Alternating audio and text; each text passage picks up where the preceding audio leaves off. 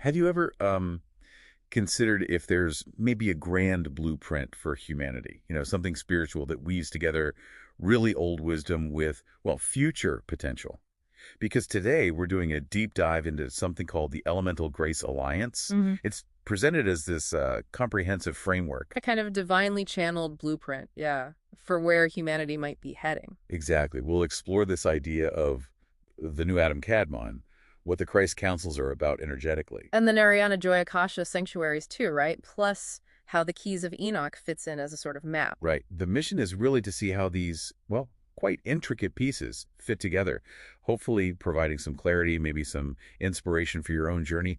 It pulls from Kabbalah, Hindu concepts, Enochian wisdom. It's quite a synthesis. It really is, aiming for a more holistic inner spiritual view. Okay, let's try and unpack this. And what's really interesting, I think, is the shift away from rigid dogma. It seems to lean more into, experiential knowledge, inviting you to explore these universal truths more deeply. So let's start with that core idea, the new Adam Kadmon. Now, people might know Adam Kadmon from Kabbalah, the primordial human blueprint.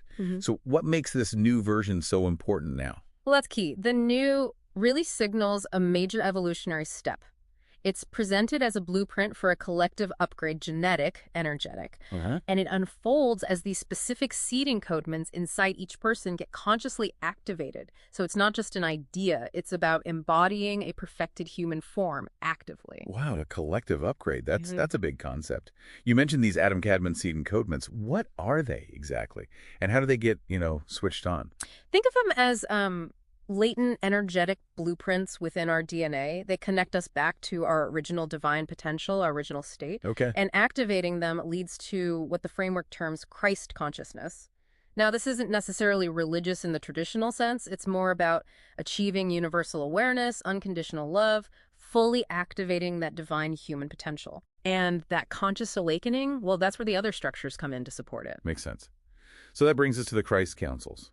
How do they function within this this framework? Are we talking actual councils, or is it more energetic, guiding things? Yeah, it's envisioned as more energetic, like governing bodies overseeing planetary shifts, not like, say, traditional church councils discussing leadership. Different scale entirely. Totally. These are described as conduits for higher wisdom, promoting unity, making sure divine frequencies integrate properly on Earth. Kind of like preventing chaotic quantum shifts. Okay, guiding the energy flow. Right. And then you have these physical spiritual anchors too, the Narayana Joy Akasha sanctuaries. That name itself is interesting, blending Hindu tradition with the Akashic Records concept. It is. And they're described significantly as pyramidal grids, destined to become actual temples of light here on Earth. Temples of light. Yeah, so more than just energy structures, they're seen as living libraries, physical access points for the Akashic Records, designed to help transfer knowledge directly as consciousness expands. Their establishment is even called a specific trigger of human consciousness. They're engineered conduits, and the Keys of Enoch are explicitly mentioned as being woven into their very foundation. Listening to all this, it strikes me that this entire framework, it isn't just some map to study. It feels like an active invitation, doesn't it? Absolutely. The real, engine behind this divine plan isn't some outside force doing it all to us.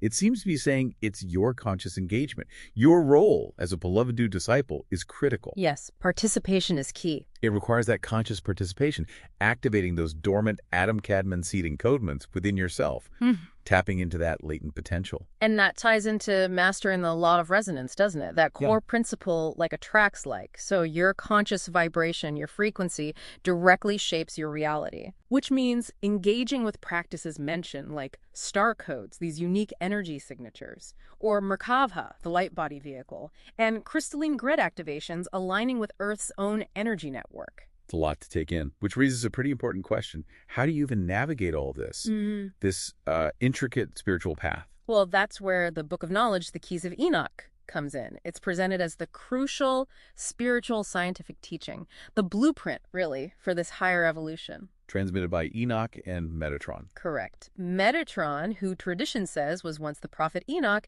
acts as the heavenly scribe, ensuring the integrity of these teachings. It's all about unifying science and, self-realization. So wrapping this up, it seems the core message is that manifesting this divine plan, this transformation, It's not passive. You don't just watch it happen. No, definitely not. It's fueled by your dedication, your conscious effort.